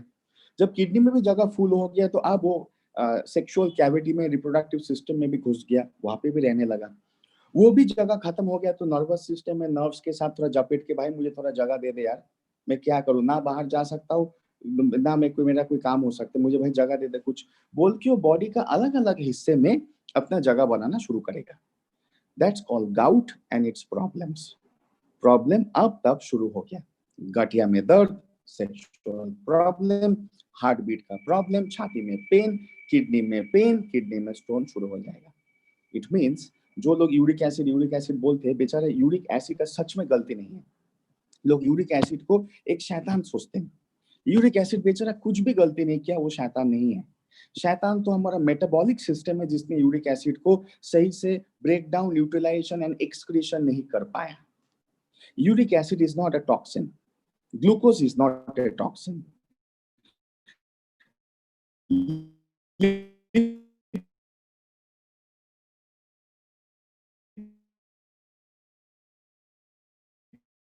Lipids are not a toxin, they are essential components coming from, जब जरूरत पड़े तो क्या सोचते हो एक टॉक्सिन है, हानिकारक चीज है? नहीं भाई, आप यूरिक एसिड डायरेक्टली नहीं खा सकते हो, कोई भी, बट खाने का, बहुत सारे खाने का पार्ट यूरिक एसिड, बट में यूरिक एसिड नहीं हो तो इंसान, मैं बोला, एक दिन से ज्यादा जिंदा नहीं रह सकता, उसको सैलाइन में बैठाना पड़ेगा, he can not stay much time. उसका दिमाग ऐसे खराब हो जाएगा, फेंट भी हो सकता है, उसको मेमोरी प्रॉब्लम्स भी हो सकते हैं, हजारों टाइप के, हार्ट बीट में भी प्रॉब्लम्स हो सकते हैं। Because uric acid is actually essential component of the blood, but जरूरत से ज्यादा हो गया तो क्या होगा?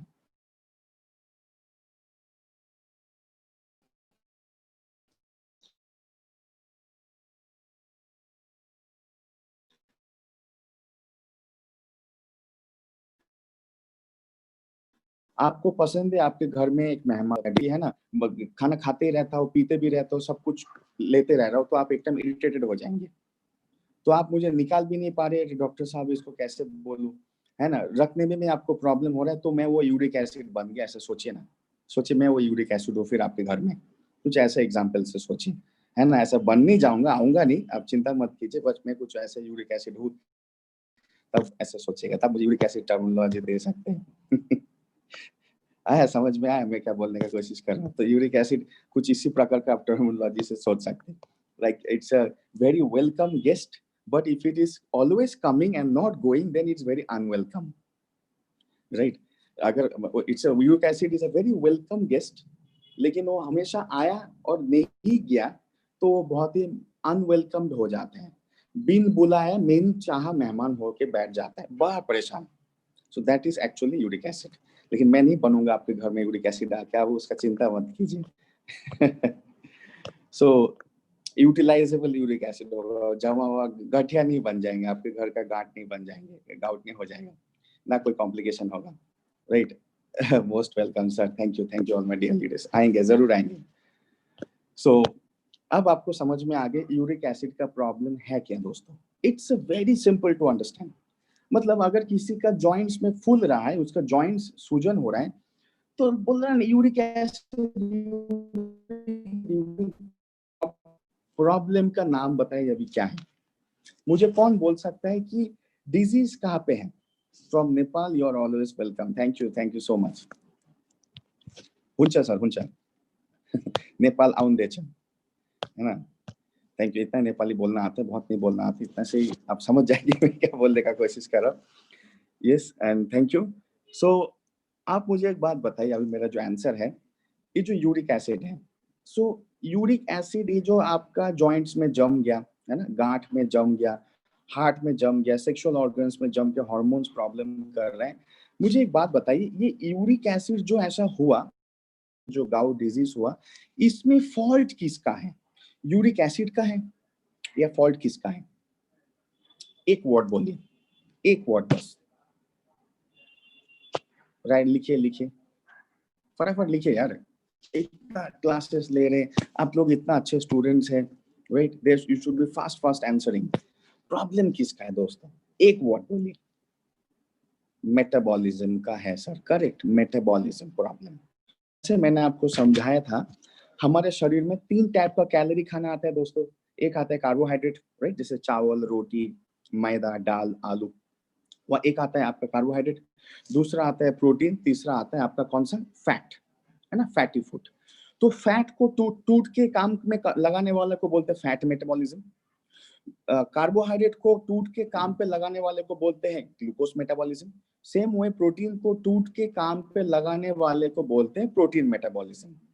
सो यूरिक एसिड एक्यूमुलेशन या excess uric acid accumulation and hence into gout transformation is actually the problem of protein metabolism. Metabolism का भी आप 3 हिस्सा ले लो दोस्तों. एक हो गया आपका कार्बोहाइड्रेट मेटाबॉलिज्म, एक हो गया आपका प्रोटीन मेटाबॉलिज्म, एक हो गया फैट मेटाबॉलिज्म. आप 3 पार्ट लिखो. सो अगर कार्बोहाइड्रेट मेटाबॉलिज्म में प्रॉब्लम है तो ग्लूकोज बहुत जम जाएगा ब्लड में, डायबिटीज फैक्टर. अगर फैट मेटाबॉलिज्म में ज्यादा प्रॉब्लम है तो कोलेस्ट्रॉल ट्राइग्लिसराइड ज्यादा जम जाएगा, लिपिड मेटाबॉलिज्म में प्रॉब्लम होगा, राइट, लिपिड प्रॉब्लम. और अगर प्रोटीन मेटाबॉलिज्म में प्रॉब्लम है तो यूरिक एसिड ज्यादा जम जाएगा, क्योंकि वो टूटेगा नहीं, यूटिलाइज नहीं होगा, जाएगा भी नहीं. इसका मतलब प्रोटीन मेटाबॉलिज्म प्रॉब्लम. सो इसलिए मैंने टेलीग्राम में उसको नहीं लिखा, इस वर्ड को नहीं लिखा. मैंने सोचा अगर आप लोग यहाँ पे आके बेटर समझ पाएंगे, मैं सोचा प्रोटीन मेटाबॉलिज्म, सर क्या प्रोटीन खाने से ऐसा होगा? तो प्रोटीन खाना बंद करके, सर मेरे को तो बहुत कमजोरी लग रहा है, डॉक्टर सर ने टेलीग्राम में बोला था प्रोटीन मत खाओ, मैं 7 दिन से प्रोटीन नहीं खा रहा हूँ, मैं ऐसा लटक गया हूँ. इसलिए मैंने नहीं लिखा था कि कंफ्यूज ना हो जाए, पता नहीं वो पढ़ के कोई प्रोटीन खाना बंद कर दे. तो इसलिए मैंने सोचा इसको आके यहाँ पे एक्सप्लेन करें. So that means protein metabolism का मतलब क्या है? प्रोटीन नहीं खा रहे हो वो प्रॉब्लम है? नहीं, वो प्रॉब्लम नहीं. प्रोटीन खाने के बाद मैंने क्या बोला, प्रोटीन खाने के बाद टूट के क्या क्या निकलेगा? एमिनो एसिड्स निकलेगा आपके मसल स्ट्रॉन्ग बनाने के लिए, हम सब लोग जानते हैं. उसके साथ साथ कीटोन्स निकलेगा, ब्रेन में बहुत हेल्प करता है. किसी दिन मैं कीटोन्स का चैप्टर अलग पढ़ूंगा, बस नाम सुन लीजिए कीटोन्स.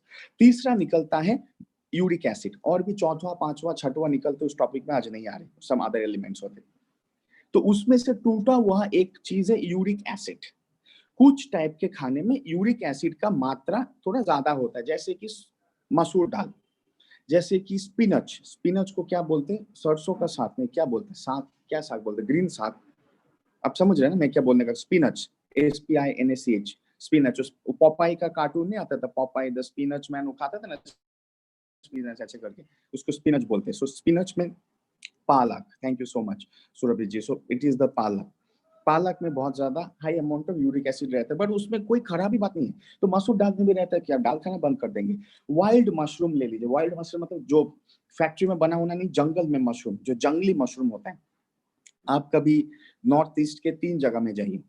एक जाइए नागालैंड के मोकुचुंग साइड में जाइए, सिक्किम में जाइए नॉर्थ एरिया में, अरुणाचल प्रदेश में जाइए, और नॉर्थ इंडिया में आप हिमाचल प्रदेश में जाइए. आपको वहां पे इतना टेस्टी वाइल्ड मशरूम मिलेगा, बिकॉज मशरूम मेरा बहुत फेवरेट खाना है.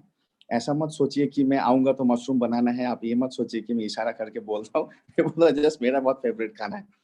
तो क्या हो गया, मशरूम, वाइल्ड मशरूम जो होता है, जो हिल्स के कुछ टाइप के हिल्स में मिलता है, वो उसमें बहुत हाई प्रोटीन होता है. काफी सारे पेशेंट्स जिनको पैरालिसिस है, उनको डॉक्टर्स बोल से आप जंगल में जाके भी वाइल्ड मशरूम ढूंढ के, पहाड़ी वाइल्ड मशरूम ढूंढ के भी खिलाइए, सूप फूप बना के, तो इतना अच्छा होता है. मिजोरम के भी आइजोल सिटी में नहीं मिलेगा, बट आप बर्मा के बॉर्डर के तरफ जाइए मिजोरम से, आपको वहाँ पे आइजोल माने बर्मा के बॉर्डर के एरिया में बहुत सारा. एक मैं वहाँ पे गया था एक बार प्रोग्राम करने, चेमाई या कुछ एक जगह था, वहाँ पे वाइल्ड मशरूम बहुत मिलता था जंगल से. सो इस टाइप के वाइल्ड मशरूम में बहुत ज्यादा हीलिंग पावर होता है, प्रोटीन कंटेंट बहुत हाई होता है, एब्जॉर्बेबल प्रोटीन होता है, एमिनो एसिड्स बहुत हाई होता है, हीलिंग पावर होता है, उसमें यूरिक एसिड भी रहता है, there is nothing bad about it. लेकिन क्या हो गया, वो यूरिक एसिड का कोई प्रॉब्लम नहीं, वो तो नेचुरली खाने में प्रेजेंट है, हजारों साल से प्रेजेंट है।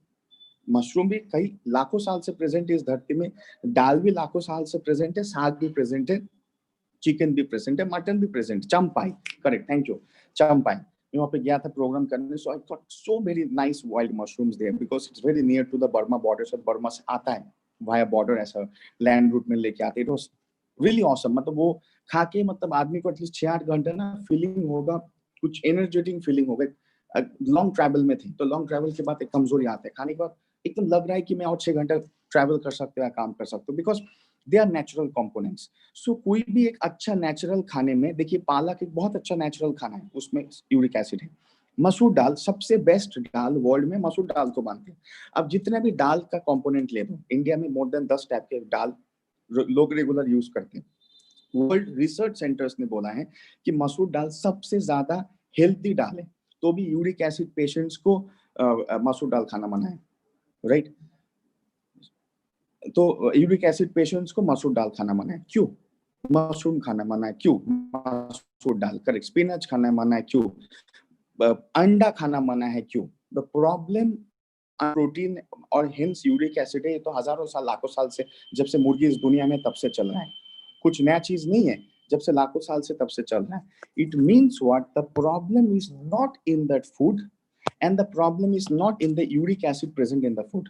The problem is in the protein metabolism, which is not able to break the uric acid, then utilize the uric acid and excrete मतलब निकल देना uric acid को। uric acid दोस्तों शरीर के 3 जगह 3 उपाय से निकलते, एक भाई योर स्टूल पॉटी से, दूसरा योर यूरिन, एंड तीसरा योर स्वेट मतलब आपके स्किन से, और बाकी हिस्सा बॉडी में रह जाता है।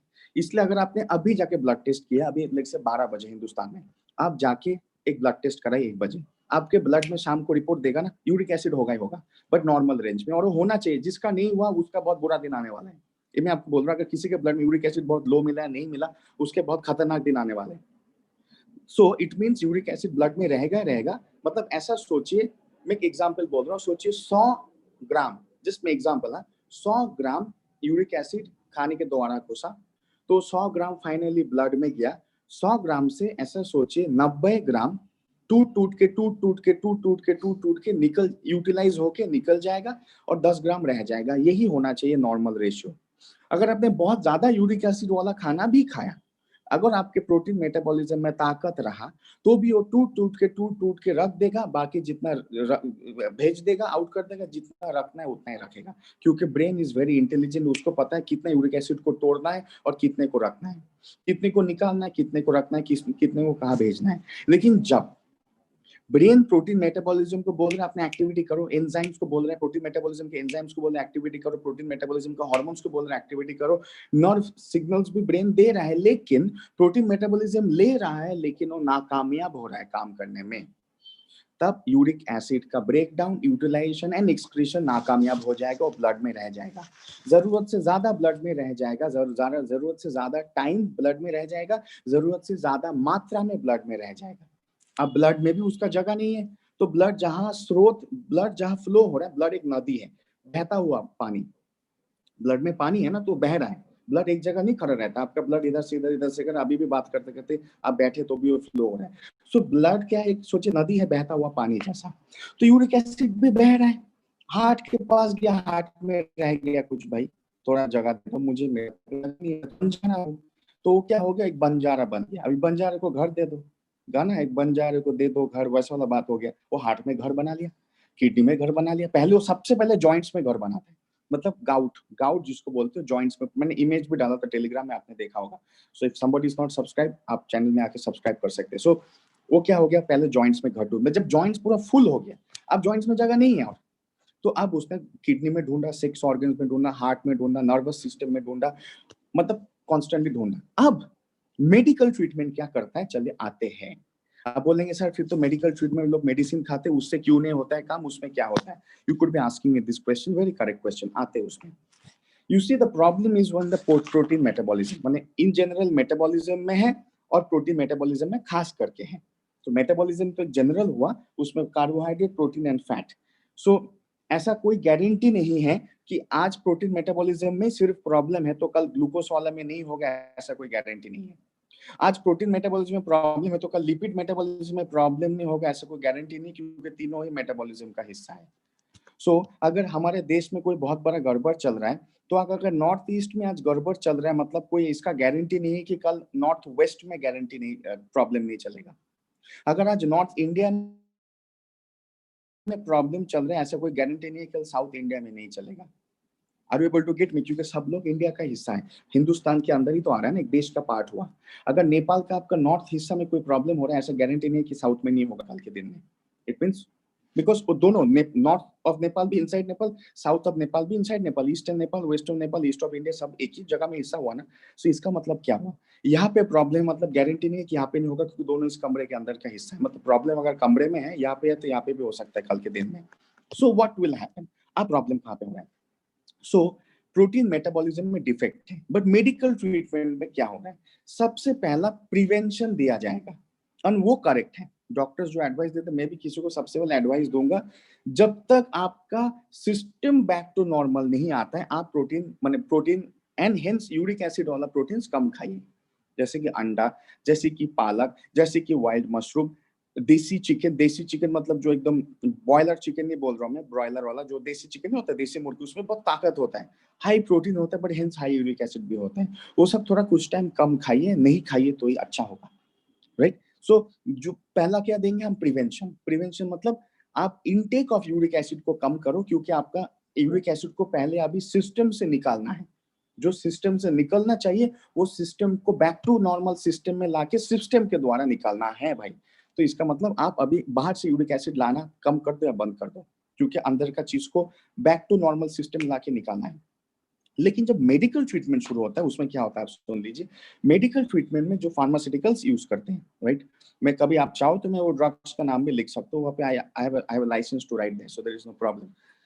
What does medicines will do? Medicines को खराब नहीं बोल रहे हैं, उसको ब्लेम भी नहीं लगा रहे, बट वो कर क्या रहे हैं चलिए उसको समझते हैं। मैंने बोला मेडिसिन्स को ना कोई खराब बोलेगा, ना कोई ब्लेम लगाएगा, जस्ट वो क्या करते हैं वो समझना है और पेशेंट को समझाना है, खराब नहीं बोलना है। रिमेंबर, इसको हमेशा दिमाग में और दिल में रखिएगा। सो मेडिसिन जो यूरिक एसिड ब्लड में या जॉइंट्स में या जहां जहां एक्सेसिव जमा हुआ है, वो ड्रग जाके यूरिक एसिड को तोड़ेगा, तोड़ के निकाल भी देगा, तोड़ के छोटा छोटा पार्टिकल बन के आपके सूसू से, आपके पॉटी से, आपके पसीने से निकाल भी देगा। रोज खाएंगे मेडिसिन, रोज निकालेंगे। 1 महीने खाएंगे, वो 1 महीने में 30 दिन, 30 दिन उसको तोड़ेगा, निकालेगा। बट 40 नंबर दिन आप नहीं खाएंगे तो तोड़ के नहीं निकालेगा, क्योंकि आपने मेडिसिन खाया ही नहीं। लेकिन तोड़ के निकालने का काम उस मेडिसिन का सच में नहीं है। वो मेडिसिन कर रहा है, बट कर्तव्य मेडिसिन का नहीं है। कर्तव्य किसका है? वो ड्यूटी किसका है? हमारा मेटाबॉलिज्म का, एंड स्पेशली प्रोटीन मेटाबॉलिज्म का।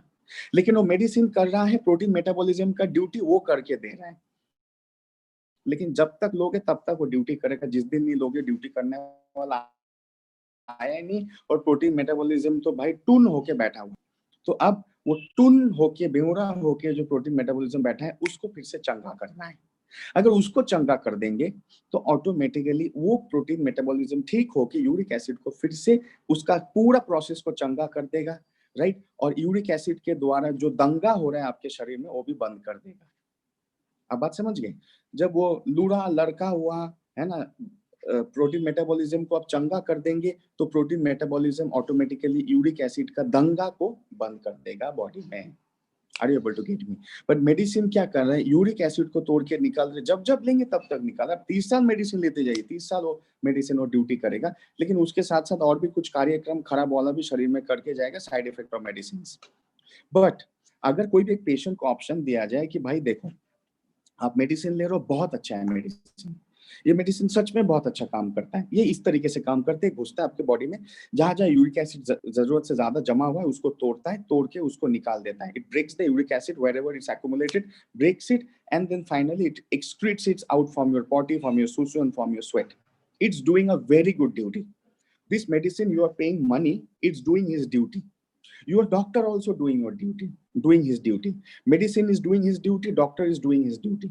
Pharmaceutical company who made the medicine is also doing the duty, hats off to them, ऐसा बात करो। But are you doing your duty, उसको पूछो। अब उसको पूछो, are you doing your duty sir, are you doing your duty madam, क्या आप अपना कर्तव्य निभा रहे? मेरा कर्तव्य क्या है? दवाई खाना, डॉक्टर के पास जाना, सिर्फ इतना ही कर्तव्य है। जब आप उसको प्रोटीन मेटाबॉलिज्म क्या है, मतलब मेटाबॉलिज्म क्या है, फिर protein metabolism, carbs, lipid metabolism 20 minute में समझा देंगे, उसको पता चल जाएगा उसका कर्तव्य क्या है, वो क्या कर रहा है और उसको करना क्या चाहिए, उसको उसको किससे ड्यूटी कराना चाहिए, बाहर का दवाई से या अंदर का मेटाबॉलिज्म से। ऑटोमेटिकली वो आपको पूछेगा, सॉल्यूशन बताइए मैडम, सॉल्यूशन बताइए सर, मुझे तो अपना प्रोटीन मेटाबॉलिज्म ठीक चंगा करके यूरिक एसिड का दंगा बंद करना होगा, वरना ये दंगा लाइफ टाइम होगा। अगर आपके घर में कोई प्रॉब्लम है और आपके सोसाइटी में कुछ प्रॉब्लम है, अगर वो अंदर से आप निपटा सकते हो, तो बाहर का पुलिस और आर्मी को क्यों बुला रहे हो गन्स के साथ? Are you able to get me? आप एक सोसाइटी में रहते हो या एक बहुत बड़े घर में रहते हो, 50-100 लोग रहते हैं, कभी कभी होता, अनबन हो सकता है, झगड़ा हो सकता है, अगर वो आपस में आप निपटा सकते हो खुद में, तो आप बाहर से पुलिस और आर्मी और AK-47 लेके क्यों बुला रहे हो? Why you are creating a danga when you can yourself be changa? Are you able to get me? आया समझ में? So it means जो काम खुद कर सकते हो, बाहर वाले से क्यों करा रहे हो? और बाहर वाले से क्यों लाइफ टाइम करा रहे हो? वो तो और भी कुछ प्रॉब्लम करके जाएगा और कर रहा है। Uric acid medicine side effects में लिख दूं, आर्टिकल्स के साथ लिख दूंगा जो है।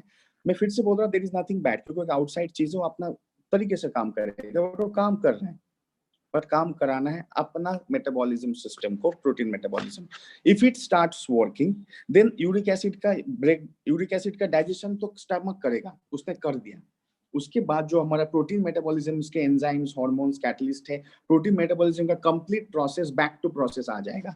One more time, protein metabolism का प्रोसेस बैक टू प्रोसेस, बिगड़ा हुआ process, damage process will come back to process and it will bring uric acid in the right process now। मतलब उसका तोड़ना, उसका utilization, breakdown, utilization and finally excretion, और जितना रखना है उतना रखना। इन द मीन टाइम क्या करना होगा? Prevention of intake of uric acid करना होगा। मतलब अगर मुझे कोई पूछता है, मैं उसको अगर समझता हूँ, मैं बोलता हूँ भाई 3 महीने, मैंने एकदम 3 महीने strictly and religiously uric acid का खाना मत खाओ, जितना भी खाने का मन हो मत खाओ, ये खाना मत खाओ, और हमारे सप्लीमेंट्स न्यूट्रास्यूटिकल खाओ। मेडिसिन भी जो ले रहे हो उसको भी लेते जाओ, क्योंकि न्यूट्रास्यूटिकल अभी खाया तो अभी वो चंगा नहीं कर देगा प्रोटीन मेटाबॉलिज्म, 3 हफ्ता 4 हफ्ते लगेगा।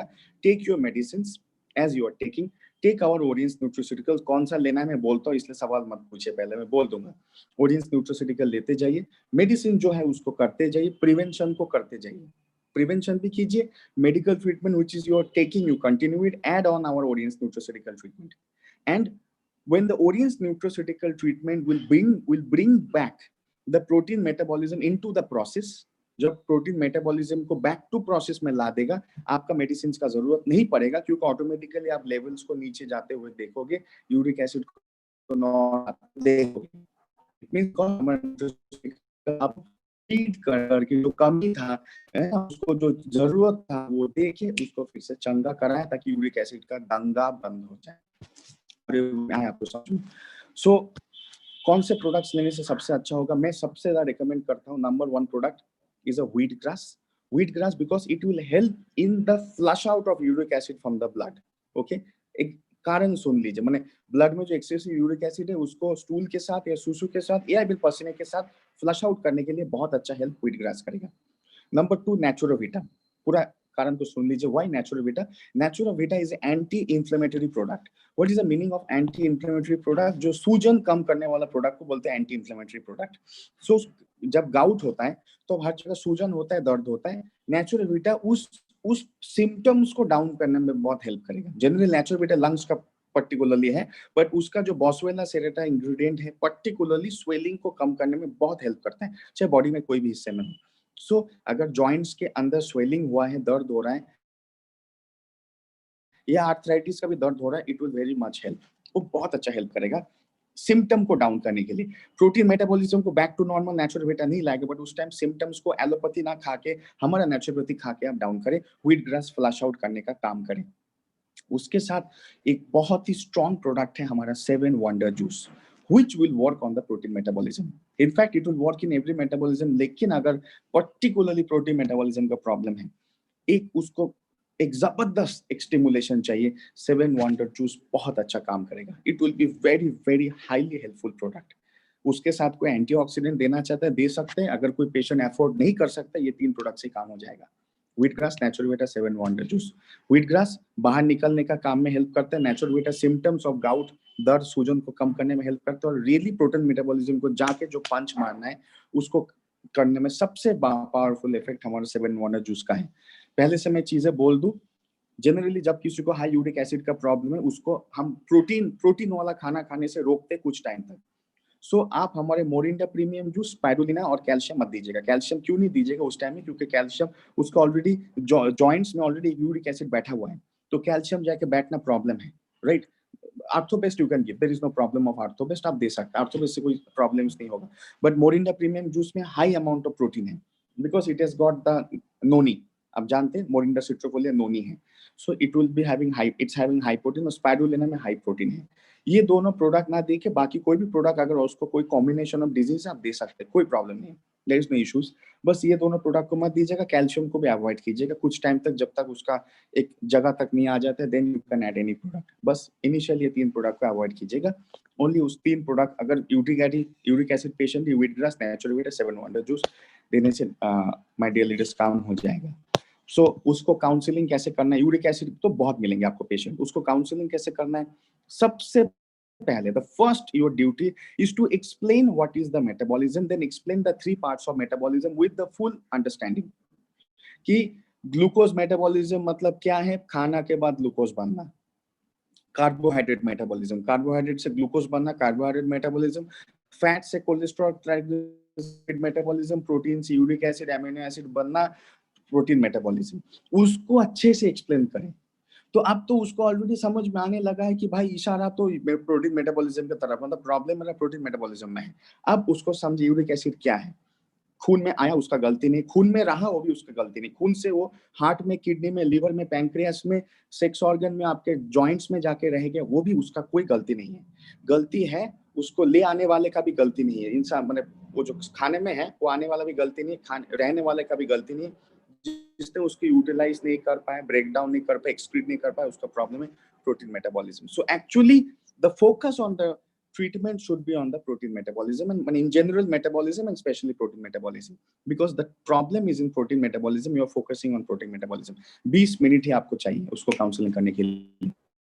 स्टार्ट विथ मेटाबॉलिज्म समझाना, स्टार्ट विथ प्रोटीन मेटाबॉलिज्म, थोड़ा तीनों मेटाबॉलिज्म को समझे, carbohydrate, lipid, carbohydrate, fat and protein. फिर प्रोटीन मेटाबॉलिज्म, यूरिक एसिड को समझे, यूरिक एसिड खून में जाने के बाद ऑर्गन्स में बहता हुआ पानी, स्रोत ऑफ पानी, व्हाट इज ब्लड, बहता हुआ ब्लड है ना, स्रोत है, वो चला जाके अपना घर ढूंढ रहा है, वो बन जा रहा है, तो उसको जाके रह रहा है बिन बुलाए मेहमान। जैसे एग्जांपल दीजिए कि देखो भाई अगर मैं आपके घर में अभी आया तो आप चाय पानी कॉफी नाश्ता डिनर लंच इनवाइट कर, रोज आके बैठ जाऊंगा तो मैं एक अनवांटेड गेस्ट हो जाऊंगा, है ना, एंड वेरी टॉक्सिक गेस्ट भी हो जाऊंगा, आपके लिए प्रॉब्लम क्रिएट करूंगा, तो ऐसा ही यूरिक एसिड बन गया, राइट। सो इस तरीके से अगर आप एक्सप्लेन करेंगे, anyone will understand, finally वो बोलेगा हाँ मेडिसिन लेना मतलब तो लाइफ टाइम लेना, मेडिसिन लेके तो कुछ मेरा बड़ा सोल्यूशन आने नहीं वाला, क्योंकि जहाँ पे प्रॉब्लम है वहाँ पे इलाज नहीं हो रहा है, where the problem is the treatment is not happening there, so please give me solution।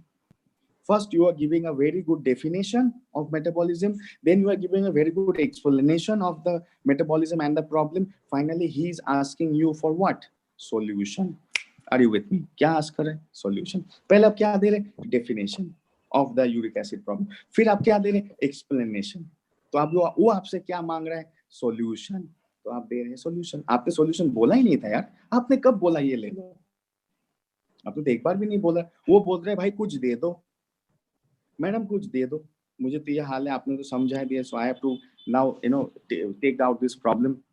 So generally अगर कोई यूरिक एसिड के इश्यूज हैं, I recommend uric acid depend वो कितना लंबा टाइम चला है, कितना लंबा टाइम और कितना गहरा उसका प्रॉब्लम है, उसके ऊपर देखिए डिपेंड करता है। मैं यूरिक एसिड पेशेंट्स बहुत क्रॉनिक डिजीज है, 6 months to 9 months में रिकमेंड करता हूँ for the uric acid patient, because वो बहुत मैंने कि आपको बोल रहा हूँ बहुत धीरे धीरे प्रॉब्लम हुआ है बहुत सालों से, और वो निकलना भी थोड़ा धीरे धीरे प्रोसेस है।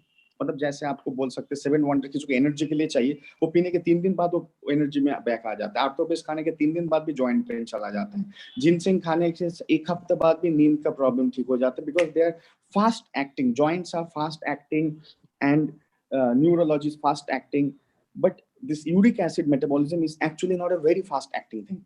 It takes time to be defected, and then it takes time to be again back repaired. So 6 to 9 months depends उसका problem कितना गहरा है, कितना time उसको problem है, कितना ज़्यादा problem है. It depends on that. मैं इतना ही बोल सकता हूँ. So this is the topic of uric acid. बाकी इस topic के बाहर और भी चीजें हैं. I'll be explaining because आज मुझे इतना ही काफी था. Because absorption will not happen. So absorption will not happen मतलब फिर क्या हो जाएगा? Lose motion हो जाएगा. मन में दे रहा हूँ, यहाँ से कान से दिमाग पे और गया नहीं, यहाँ दूसरे कान से चला गया. मेरा बोलना बेकार, आपका सुनना बेकार. आपका जीबी डाटा का जीबी भी वेस्ट हो रहा होगा फिर, राइट? और मेरा बोलना भी बेकार, आपका सुनना भी, और डाटा का जीबी देना बेकार हो जाएगा. So I think we had a fruitful session. Uric acid के बारे में मुझे बहुत लोगों ने पूछा था, आपको भी अनजान सर बहुत लोग पूछते होंगे शायद. सर यूरिक एसिड के बारे में बताइए, सप्लीमेंट बताइए.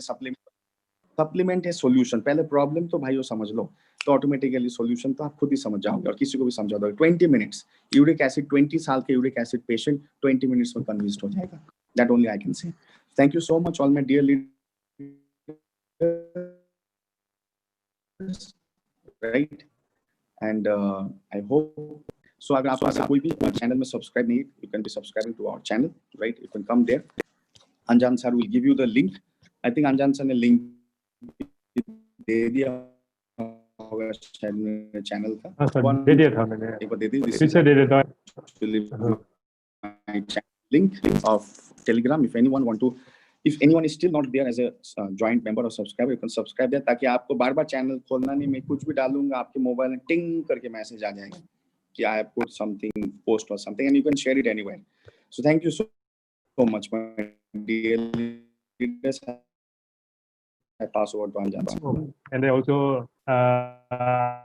हम लोग मतलब सर इतना इजीली समझाते हैं सभी कुछ, मतलब इतना मतलब इजी एग्जांपल देके समझाते हैं हम लोग, तो हम लोग को समझने के लिए इजी होता है और ये याद रखने के. और मैं एक चीज़ आपको यहाँ बताना चाहूँगा, क्योंकि हम लोग 1 घंटा का प्रोग्राम करते हैं, 1 घंटा का, लेकिन आधा घंटा के बाद हमारा सब सर के ऊपर से जाते हैं. हम लोग यहाँ सब समझते हैं, लेकिन प्रैक्टिकली जब करने के लिए जाते हैं सब माइंड में कुछ रहता ही नहीं. इसीलिए हो सके तो आप लोग एक नोटबुक और पेन साथ में हमेशा रखिए प्रोग्राम में, ताकि जो भी डॉक्टर साहब जब भी बोलते हैं तो आप वो नोट करके जाइए, ताकि आप बाद में आपका यूटिलाइज करने के टाइम में वो आप मतलब काम आए आपका. क्योंकि हमारा ब्रेन जो है सिर्फ 20 मिनट या 30 मिनट ही कैप्चर कर सकते हैं, उससे ज़्यादा हम लोग नहीं कर सकते. वो आपका ऊपर से ही जाएगा.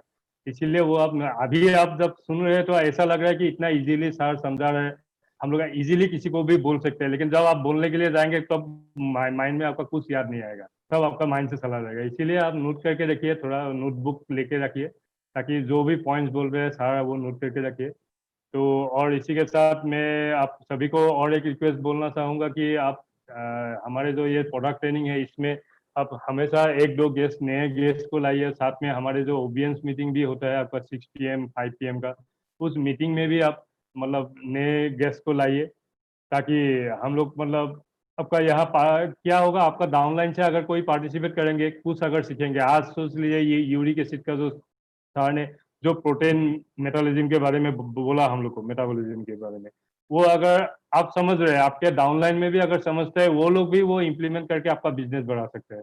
तो इसीलिए मतलब वो सर तो वही बोल रहा है कि आपको अवेयरनेस फैलाना है. अगर वो किसी का यूरिक एसिड का प्रॉब्लम है, उनको अगर इतना समझा देंगे, उसको शायद उनका बीमार हो रहा है 1-2 साल से, उनको खुद को भी मालूम नहीं है कि यूरिक एसिड क्या हो रहा है उनका. मतलब क्योंकि डॉक्टर आपका एलोपैथिक डॉक्टर तो वो इतना समझाने का उसका टाइम ही नहीं है, और कोई पेशेंट उसको पूछ भी नहीं सकते, पूछने से भी वो डॉक्टर कोई रिप्लाई नहीं देंगे आपको. इसीलिए आप वही समझाइए उनको. जब वो लोग समझ पाएंगे तो अपने आप उनको वो लोग आपको ही पूछेंगे कि क्या ये है, मतलब कुछ मतलब आपका कुछ सॉल्यूशन है क्या इसका, मतलब परमानेंट सॉल्यूशन. तो आप हमारे प्रोडक्ट्स को प्रमोट कीजिए, प्रमोट करके आपका बिजनेस को डेवलप कीजिए. आपका मतलब प्रोडक्ट सेल होने से तो आपका बिजनेस डेवलप हो गया. तो इसी के साथ मैं ये सेशन को वाइंड अप करना चाहता हूँ.